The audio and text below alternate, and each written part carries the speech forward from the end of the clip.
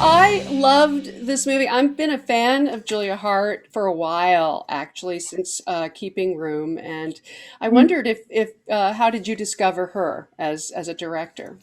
Yeah, so my manager, Ken Lee, and Jordan Horowitz have known each other forever, for like 17 years or something insane. So Ken has been very aware of Julia and has been tracking Julia and had brought her up to me a number of times in the past. There just wasn't necessarily a project that we could be working on together. And so he sent the script for I'm Your Woman, and I fell in love with it. I was so moved by Jean's journey, and I left reading the script with more questions than answers, which I feel like is the best place to leave a script as an actor. It's my favorite place to leave one.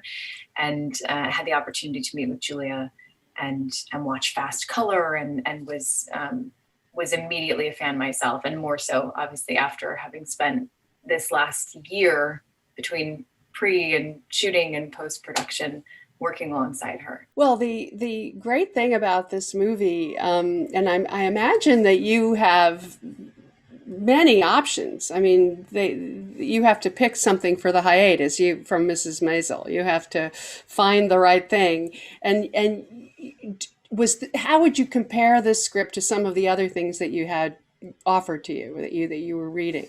Yeah, well, I'm in a really privileged position to have any options. It feels, I think a lot of actors feel this way, but it feels like 5 minutes ago that I couldn't pay someone to give me a job. So I certainly don't take that for granted, but have also found myself really frustrated actually by the kinds of scripts for the most part that have been coming across my desk.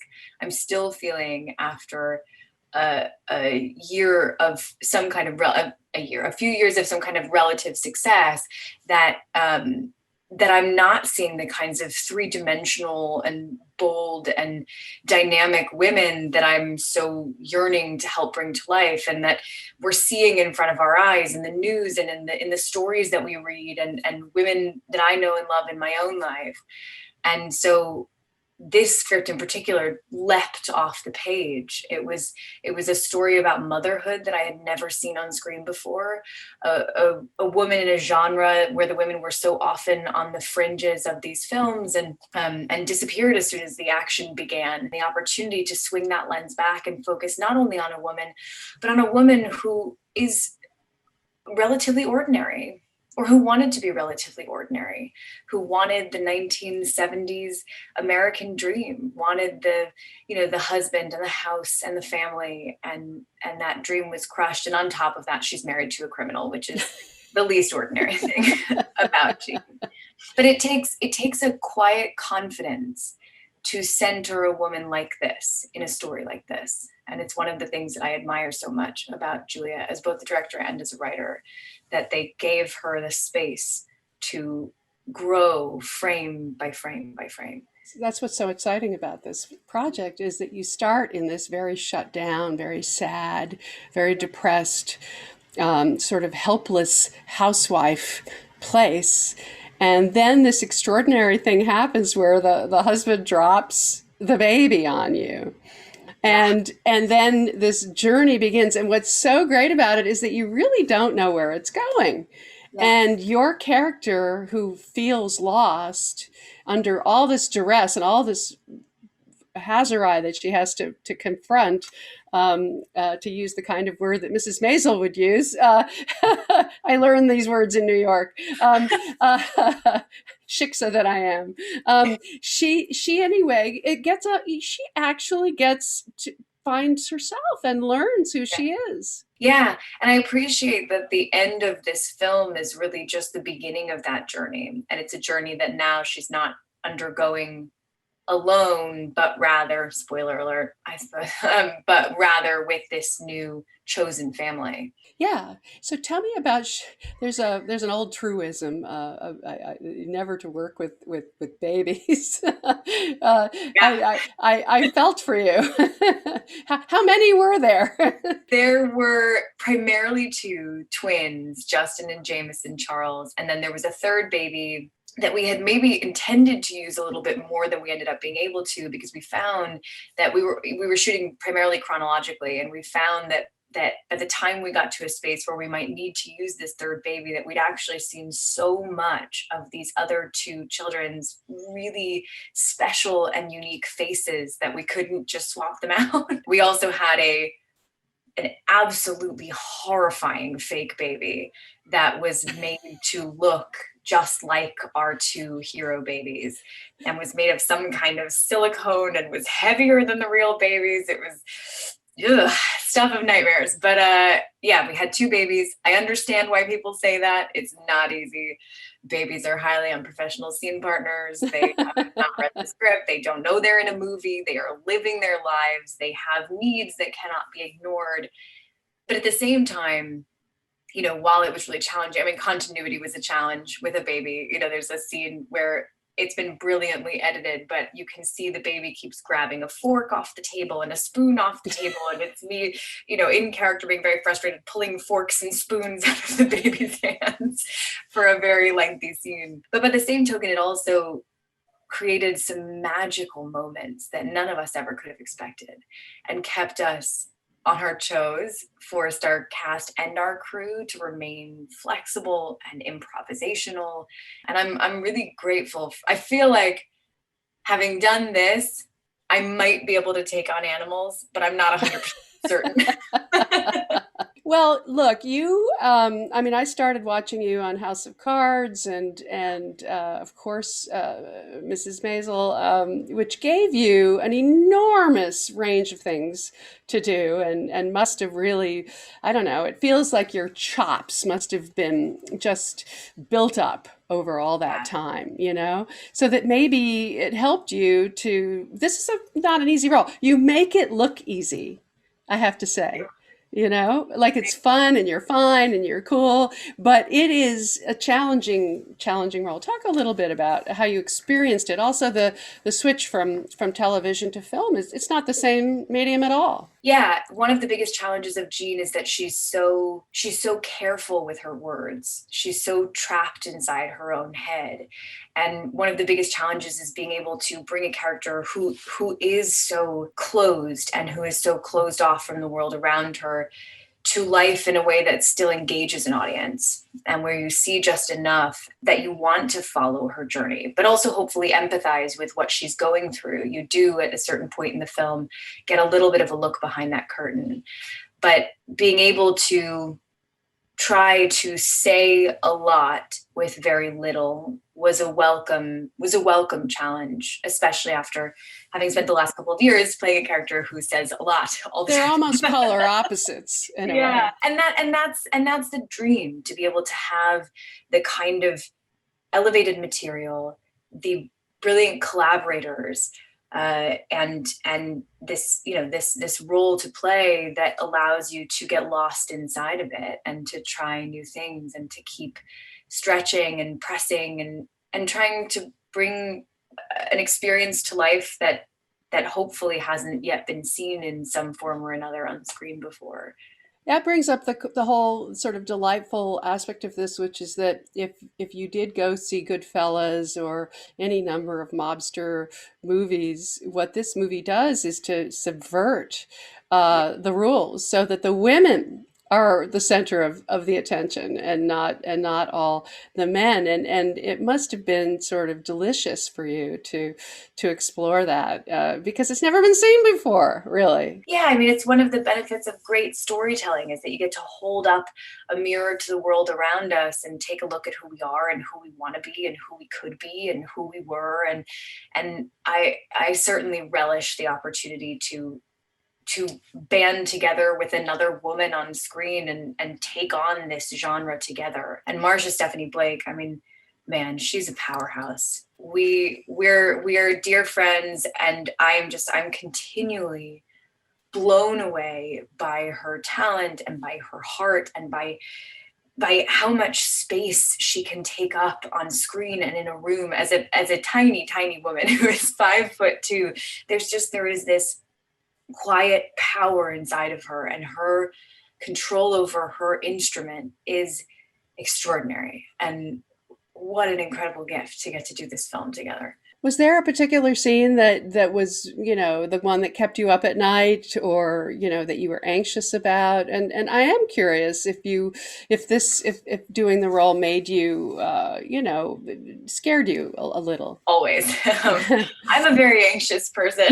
So especially when it comes to work, I think I've always been someone who's a little bit tortured by the whole thing, and am always kept at night the months leading up to the first day of shooting and every day following.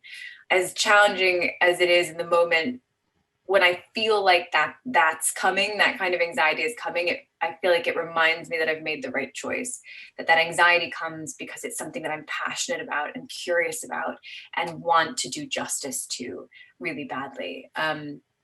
There were a couple in this one.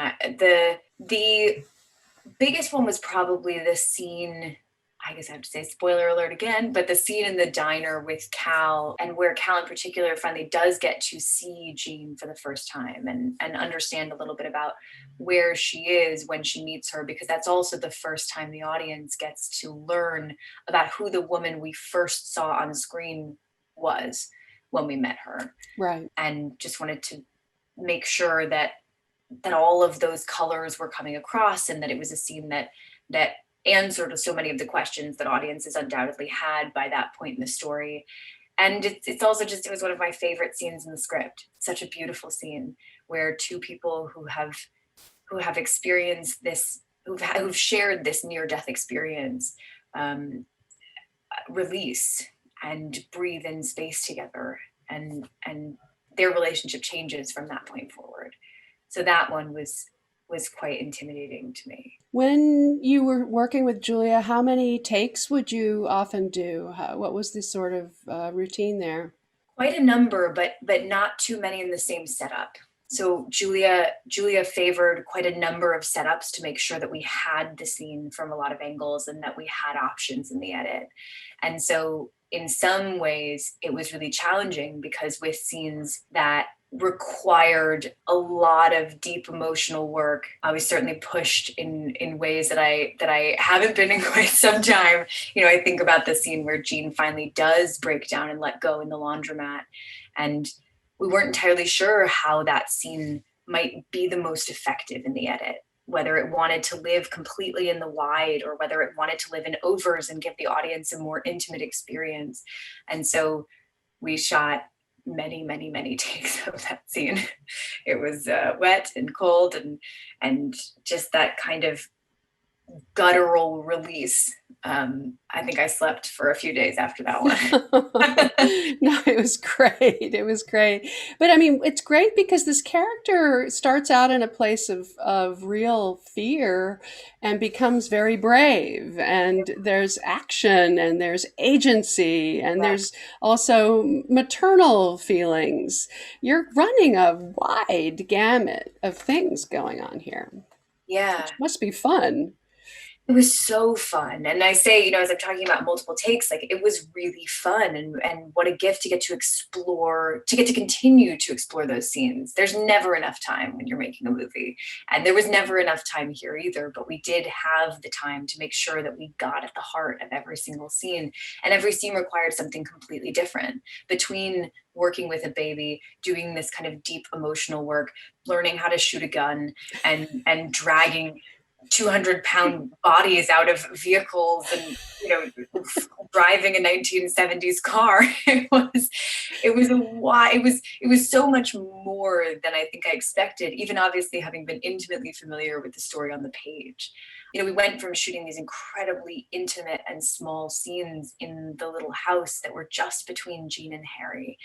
And then a very short time later, we were at the club, and there were hundreds of background actors pouring out of this space. And it was such an incredible experience with so many incredible collaborators from top to bottom, in front of and behind the camera. So, are you able to sort of say now, you're obviously a creature of television and very good at it, but are you in love with movies? Are you going to go for it more? And I worry about the future of movies. I worry of how many more movies like this are going to get made. I don't think movies are ever going to go away. I've always loved movies and have been really fortunate have been able to ride this wave so far, primarily between theater and television, but also some film work as well. I love film. I love all three mediums. I love the opportunity in television to tell a story over such an extended period of time, and the opportunity to keep being surprised because you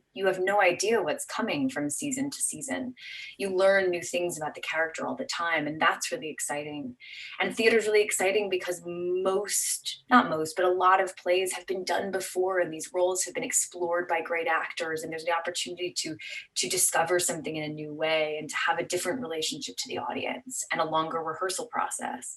And then with film, there's this incredible opportunity to tell a finite story that can leave a mark on people's hearts and minds and live on forever in a different way, and to have the opportunity to decide what that beginning, middle, and end is, and to shape it through all the different crafts.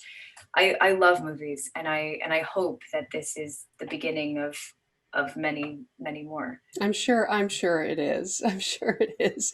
How is it different working with women directors than, is there a difference? Is there a kind of understanding or richness or subtlety that you can reach, that you find there? Yeah, it's hard to say because obviously not all women are the same, just as not all men are the same. And I've had really rich experiences working with women. I've been so fortunate to work with so many women over the last couple of years, and I've loved that experience. As a woman myself, I do think there comes a feeling of being seen in a different way. You know, women, we share an experience that men, all as empathetic as they can be to that experience, haven't necessarily shared, and that just adds an additional layer of intimacy and understanding and authenticity.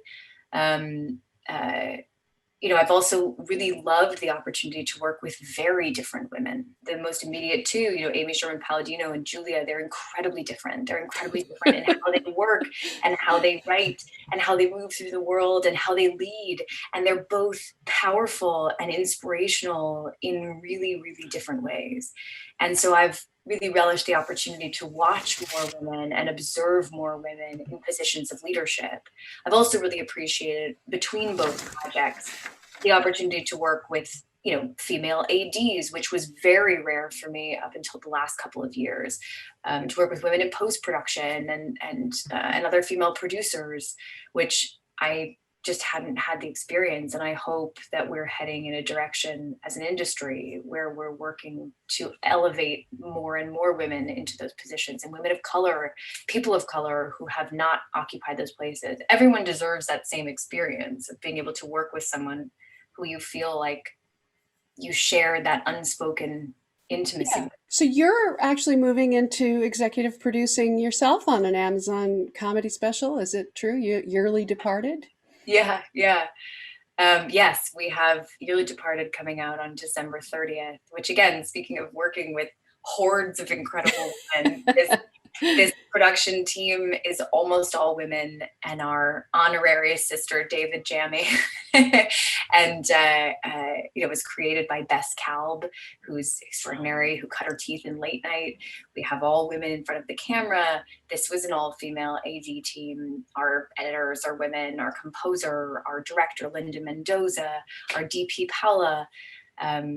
It was phenomenal. It was obviously it wasn't quite the end of the year, but back in the fall, it was such a cathartic experience to be able to give 2020 the middle finger with this group of powerful women. It was amazing. Well, thank you. Thank you for doing this. It was wonderful to meet you. I hope I get to meet you in person one day, and we will all get out of this eventually. Oy. Please. And thank you for taking the time and for all your support and asking such thoughtful questions. I really appreciate it. I love this movie. All right.